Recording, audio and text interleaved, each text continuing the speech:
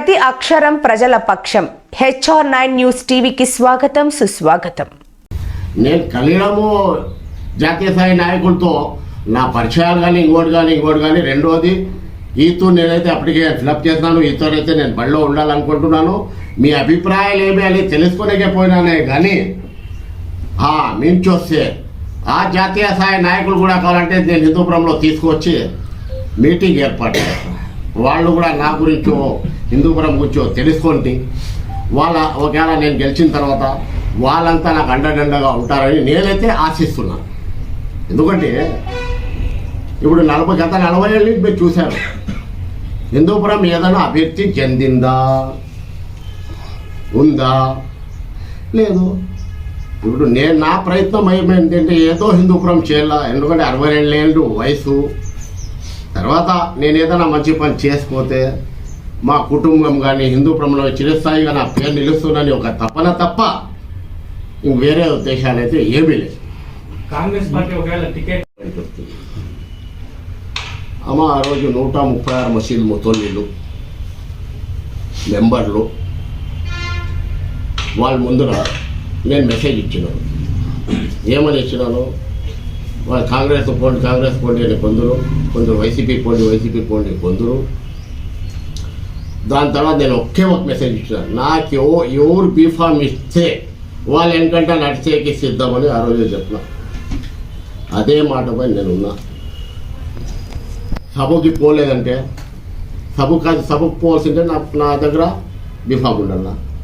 సభలో అటెండ్ చేస్తాను, మీటింగ్లు అటెండ్ చేస్తాను, అన్ని అటెండ్ చేస్తాను. ఇప్పుడు మూడు పార్టీలకి అప్లికేషన్ పెట్టుకున్నారా మీరు? లేదమ్మా. మరి ఎప్పుడు వాళ్ళు ఎట్లా అవతల వాళ్ళు బీఫామ్ ఇస్తారని అనుకుంటున్నారు మీరు? నేనేం అనుకోవడం లేదు. ప్రకాశం చెప్పాడు. ఇప్పుడు కాంగ్రెస్ పార్టీలో అప్లికేషన్ పెట్టుకున్నా అన్నారు కదా. ఇప్పుడు అన్నారు కదా ఈ లోకల్ వాళ్ళు ఎమ్మెల్యే అభ్యర్థిగా అప్లికేషన్స్ పెట్టుకున్నారంటే నేను కూడా అప్లికేషన్ సమర్పించినాను అన్నారు కదా మీరు.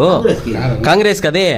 అప్పుడు కాంగ్రెస్ కి మీరు అప్లికేషన్ పెట్టుకున్నప్పుడు వేరే పార్టీ మీకు ఎట్లా ఎక్స్పెక్ట్ చేస్తారు, ఎట్లా అభిప్రాయం తీసుకుంటారు అని అదే ముతావల్లితో మాట్లాడినాం అన్నారు కదా. ఇప్పుడు మాట్లాడింది డెసిషన్ మీకు చెప్పినా నేనైతే ఎక్స్పెక్ట్ చేయలే. వాలంటీర్గా వాళ్ళు వచ్చి అడిగినప్పుడు ఒక స్టాండ్ ఉంటే బెటర్ కదా అని. ఒక స్టాండ్ ఉంటే బెటర్ కదా, ఒక పార్టీ స్టాండ్ అనేది మీకు ఉంటే మీకు క్రెడిబిలిటీ ఉంటుంది కదా అని చెప్పేశాను కదా. అది ఇంకా ఆప్షన్ తీసుకోవద్దండి. ఇంకా నమస్కారము.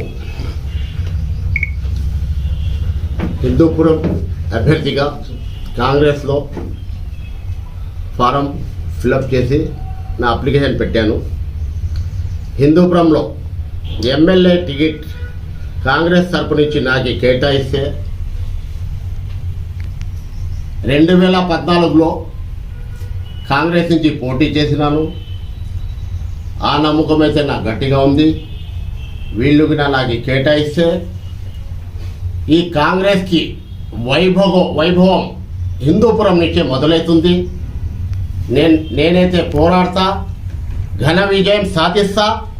దీనికి ఎటువంటిది డౌట్ లేదు, సందేహం లేదు. హిందూపురం ప్రాంత ప్రజలు నా మీద విశ్వాసం చూపుతున్నా.